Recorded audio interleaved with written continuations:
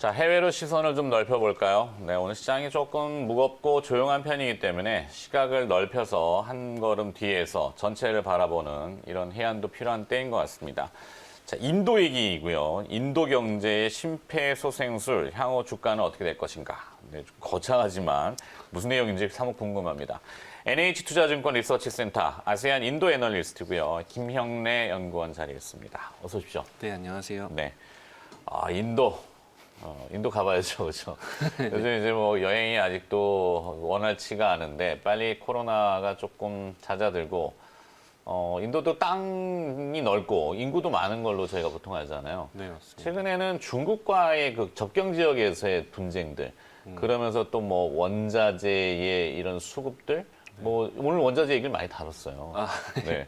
그래서 뭐 질문에는 없습니다만 또 당황스럽게 제가 또 돌발 질문을 해야 되니까. 네.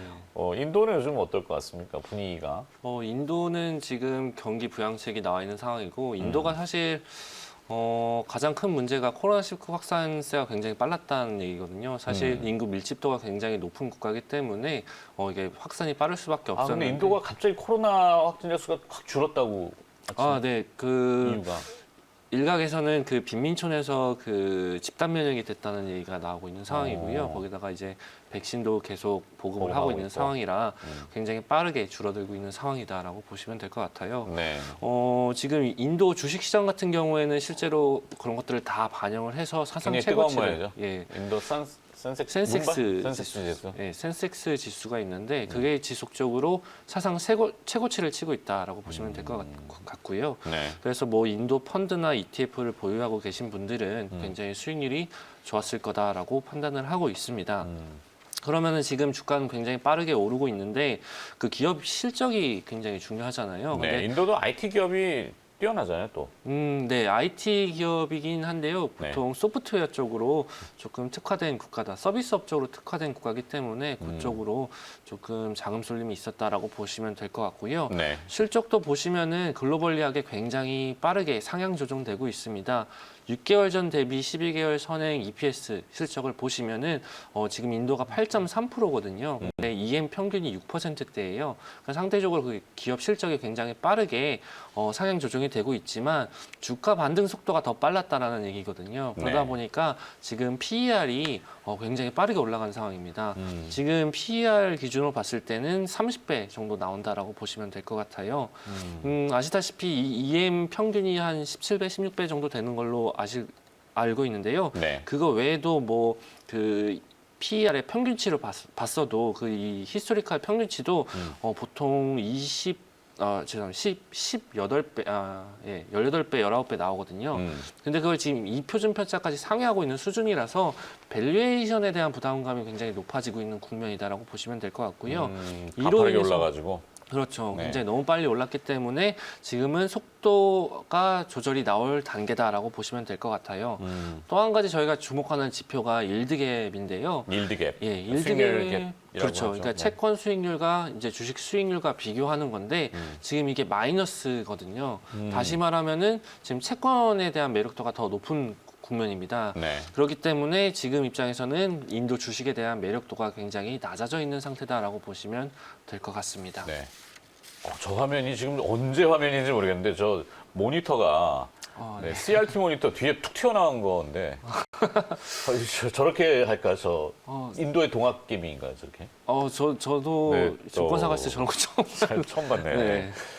하여튼 인도의 코로나19 상황은 좀 어떤지 아까 잠깐 저희가 이제 다루긴 했습니다만 그 데이터가 혹시 보이는 게 있나요? 예, 지금 누적 기준으로 봤을 때 인도 코로나 확진자 수는 1,100명이고요. 네. 지금 미국이 제일 많잖아요. 2,800만. 1,100만 명. 예, 예. 네. 1,100명이면 굉장히 적은 거고. 그렇죠. 1,100만 명. 명. 예. 그럼 미국이 2,800만 명. 이게 1위, 2위거든요. 아. 갭은 지금 많이 나와 있는 상태지만 지금 2위 국가다라고 보시면 될 것 같고요. 지금 밀집도가 굉장히 높은 주별로 지금 확진자 수는 줄어들고 있는 상황이기는 합니다. 그래서 그건 좀 긍정적으로 봐야 되는 상황이 아닌가라고 보시면 될 것 같고요. 지금 코로나19 백신도 이제 100명당으로 봤을 때 지금 죄송합니다. 총 백신자 수가 지금 450만 명 정도 됩니다. 그러니까 지속적으로 굉장히 가파르게 올라가고 있는 상황이기 때문에 백신 투여 인구가 접종 접종. 수, 아. 예, 접종 수. 그래서 굉장히 빠르게 접종량이 늘어나고 있다라고 보시면 될 것 같아요. 네, 하여튼 뭐 첫 번째 타이틀 주제가 인도 경제에 대한 심폐소생술 CPR 을 하고 있다는데 막 살려내는 것이 네. 너무 발떡 지금 올라왔네요. 네네네. 그러면 최근에 인도의 이런 상황들을 고려한 경제 데이터 수치죠. 네네. 그런 PMI라든지 제조업 지표라든지 이런 쪽은 어떨까요, 저희가 흔히 보는 게 이제 PMI 지표와 산업생산 지표인데요. 선생? 예. PMI 같은 경우에는 이미 뭐 55포인트를 상회하고 있는 상황이라서 코로나 이전 수준을 이미 넘어선 상태고요. 그리고 또 세부 지표를 50 기준으로 50 이상은 확장 그렇죠. 국면, 네, 50 밑으로는 수축 축소 국면 이렇게 되는데 55 이렇게 되는군요. 굉장히 높은 수준이다라고 보니까 제조업 센티멘트는 굉장히 좋은 상태다라고 보시면 될 것 같고요. 네. 세부 지표로 보는 게 수주와 재고 비율이거든요. 근데 그게 지금 1.5배를 기록하고 있어요. 그러니까 지금 주문이 굉장히 많다는 얘기거든요. 네. 그러니까 전반적으로 제조업 센티멘트는 좋고 실제로 산업 생산 지수도 이미 그건 실제로 얘네가 생산을 하는 거니까 보면은 이미 코로나 이전 단계를 회복을 한 상황이다라고 보시면 될 것 같아요. 네. 이런 게 반영이 되다 보니까 얘네는 회계 분기가 회계 연도가 3월 기준이거든요. 인도는 좀 그런가요? 일본도 좀 그렇더니. 네, 일본이랑 인도도 그러네요. 같이 3월입니다. 오. 그래서 2020-21년도 회계 연도에 그 경제 성장률을 보면은 그 금융기관들을 다 해서 평균을 해보면 약 마이너스 9% 정도가 나오는데요. 내년에는 이제 플러스 한 10% 정도 나올 거다라고 보고 있습니다. 네. 굉장히 빠르게 반등을 하고 경제가 회복할 거라고 보는데 거기에 이제 원동력은 이제 경제 부양책, 정부의 경제 부양책이라고 생각을 하고 있고 그게 2월 1일 날 정부 예산안에서 확인이 됐다라고 보시면 될 것 같아요. 그래서 네. 주가도 그때 빠르게 이렇게 예산안 발표 이후에 빠르게 상승을 했다라고 보시면 될 것 같습니다. 네. 그리고 CPR 얘기를 CPR 네, 이건 사실 제가 만들어낸 얘기입니다. 뭐의 약자인 것 같은데. 그죠? 네, 그러니까 이게 CPR이 저희가 심폐소생술인데 네. 이번에 예산안을 제가 다 보다 보니까 이 세 개로 요약이 되더라고요. 이제 그 얘기 좀 해주세요. 예, 네. 그게 이제 캐펙스 그리고 퍼퓰리즘 그리고 리폼 이게 CPR에서 이제 비슷하다라고 해서 제가 그냥 엮은 겁니다. 네. 근데 캐펙스를 보시면은 사실 제조업에 조금 더 투자를 하겠다라는 얘기거든요. 제조업 같은 경우에는 실제로 인도 같은 경우에 산업 비중을 보시면 그 서비스 비중이 굉장히 높은 국가거든요. 네. 다시 말하면은 거기 쪽에서 이제 노동 흡수력이라 해가지고 고용이 굉장히 빠르게 실업률이 굉장히 변동성이 큰 국가다라고 보시면 될 것 같은데 제조업을 육성을 하게 되면은 그 제조업 쪽에서 그런 고용을 다 흡수해서 그 실업률이 낮아지지 않을까라는 측면에서 지금 인도 정부가 제조업 육성을 하고 있고 최근에는 또 아시다시피 탈중국화가 조금 진행이 되다 보니까 거기까지 가세를 해서 캐펙스를 투자를 하고 있다. 특히 사회적 인프라 쪽에 투자를 하고 있다라는 얘기고요. 그걸 위해서 이제 생산 연계 인센티브나 개발금융기관 이런 거를 지금 구축을 하고 있는 상황이다라고 보시면 될 것 같습니다. 네. 포퓰리즘 같은 경우에는 인도가 5월, 6월에 지방선거가 있거든요. 근데 지금 아시다시피 이제 인도에서는 그 농민 시위가 굉장히 3개월째 이어지고 있거든요. 실제로 트랙터를 가지고 그 수도로 가고 막 그런 상황이 이어지고 있어요. 그거 같은 경우에는 뭐 나중에 조금 더 자세하게 다룰 수 있으면 좋겠지만 그 농민들 입장에서는 그 수익률, 그 농업 수익률이 조금 줄어드는 그런 법안이거든요. 그거를 반대하기 위해서 시위가 지속되고 있기 때문에 모디의 지지율도 떨어지고 있는 상황입니다. 네. 근데 모디 입장에서는 5월과 6월에 그런 민심을 잡아야 되기 때문에 다양한 포퓰리즘 정책을 발표를 했는데요.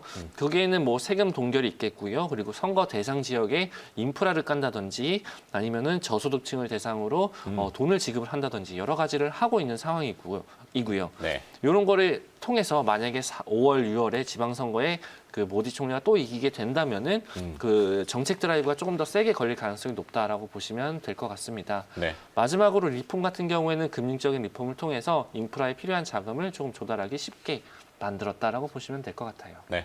잠깐 속보 하나만 좀 예. 해드리고.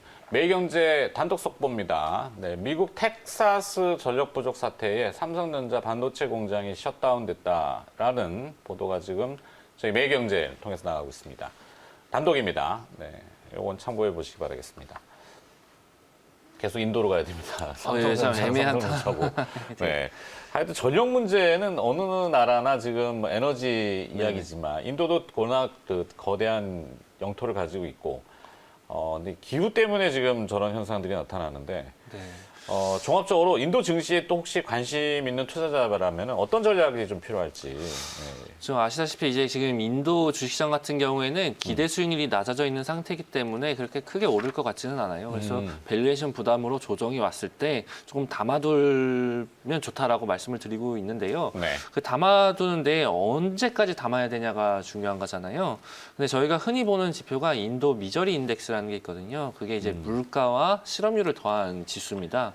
근데 그게 정책 드라이브가 될 때 10까지 정도 내려와요. 5%대로 내려오는데 지금 현재 10%대거든요. 그래서 그게 하락할 때까지는 지수가 조금 상승하지 않을까라고 생각을 하고 있기 때문에 조정 시 매수 의견을 드리고 있습니다. 네. 인도 기업은 뭐가 혹시 유명한 것들이 있는지. 얼마 전에 뉴스에 나왔던 그 릴라이언스라고 해가지고 네. 그 따님분이 회장 딸이 결혼했는데 뭐 다양한 재벌 기업들이 인도 통신회사인가? 아닌데. 산업재, 산업재. 산업재 기업인데요. 네. 제일 큽니다. 석유 뭐 이런 것도 석유. 하고. 네.